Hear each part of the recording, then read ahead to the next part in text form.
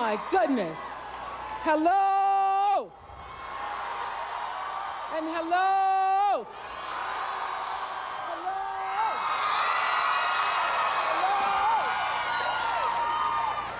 Hello. Oh my goodness, at last I'm here.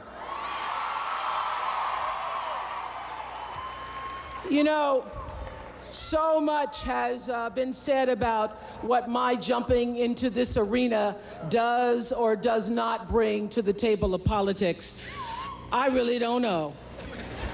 I'm going to leave that all up to the pundits who all say, you know, will it be the same influence as a book club? Will it be like the Favorite Thing show? I don't know about all of that.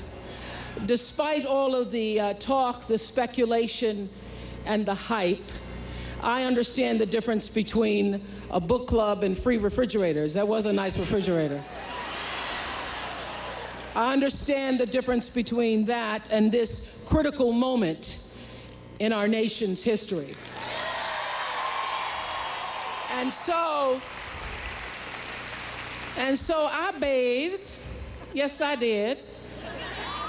And I got dressed to come out here for, I suspect, the same reason you did, because I care about this country.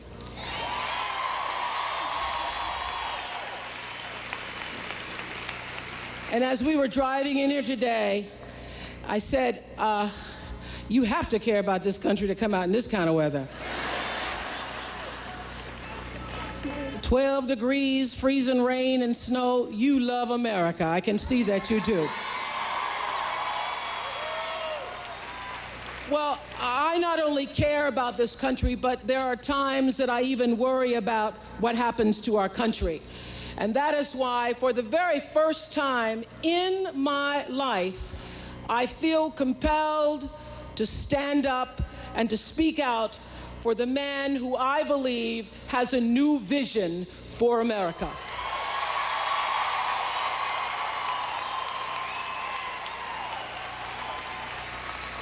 So let me tell you why I'm here. I came here because I deeply believe in America.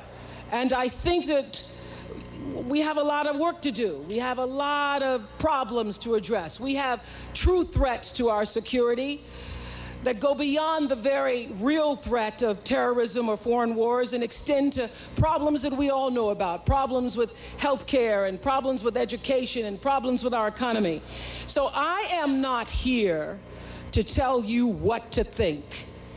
I am here to ask you to think seriously.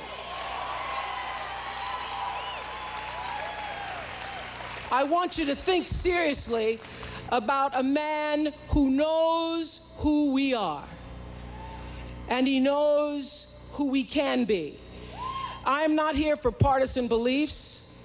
Over the years, I've voted for as many Republicans as I have Democrats. So this isn't about partisanship for me. This is very, very personal. I'm here because of my personal conviction about Barack Obama and what I know he can do for America.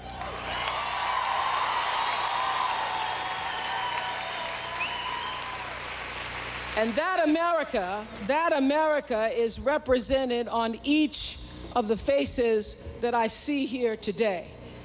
Because when you strip us all down, when you take away our race, our color, our ethnicity, our backgrounds, our sex, when you strip us all down, we are American at our core.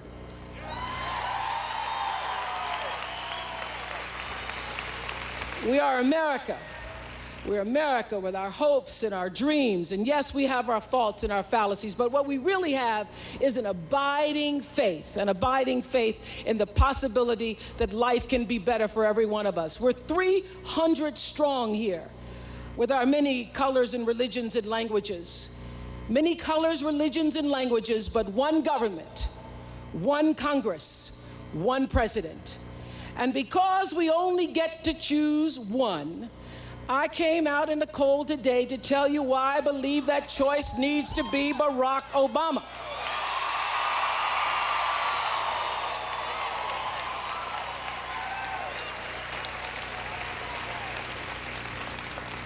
believe that Barack Obama will bring statesmanship to the White House. I believe that he will lead with strength and conviction, with honor, with compassion, and with an unyielding focus on what we all can do together to make this nation the future that we all deserve. He knows he cannot do that alone. So this is not a time for any of us to shrink away from a new bold path for our country. We can all look around us, and as you look around you, you can be sure that we don't just want to reinvent the same reality that we are now all experiencing. We have to stand strong and united for the potential within us and the potential that lies before us. No, I've never done this before. And it feels like I'm out of my pew, I'm out of my terrain.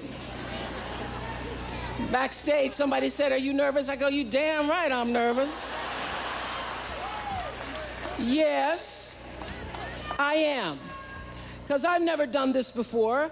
But if we continue to do the same things over and over and over again, I know that you get the same results.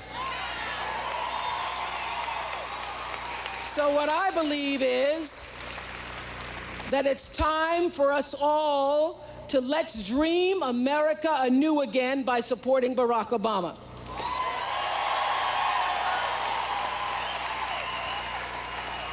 You know, in my private conversations with friends, when we're not discussing who's winning Dancing with the Stars,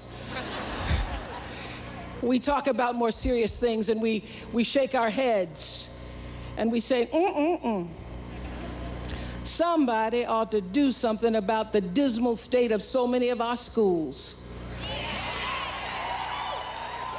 The dismal state of so many of our schools that don't serve the genius of our children.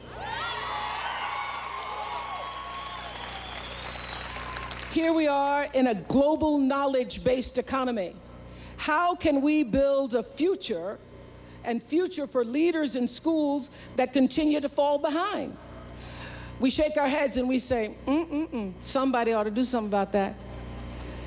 We say, how in this great country can we have people who have to file for bankruptcy just because somebody in their house got sick and there was no health insurance? No health insurance to cover the avalanche of bills, and their houses got foreclosed. Somebody ought to do something about that. We need somebody who is committed to the well-being of all Americans. We need Barack Obama. And what we need is, we need a new way of doing business in Washington, D.C. and in the world. You know, I am so tired. I'm tired of politics as usual. That's why you seldom see politicians on my show, because I only have an hour. And what I've learned is it's really hard in an hour to penetrate what I call that political veil, that veil of political rhetoric. But when you listen to Barack Obama, when you really hear him, you witness a very rare thing. You witness a politician who has an ear for eloquence and a tongue dipped in the unvarnished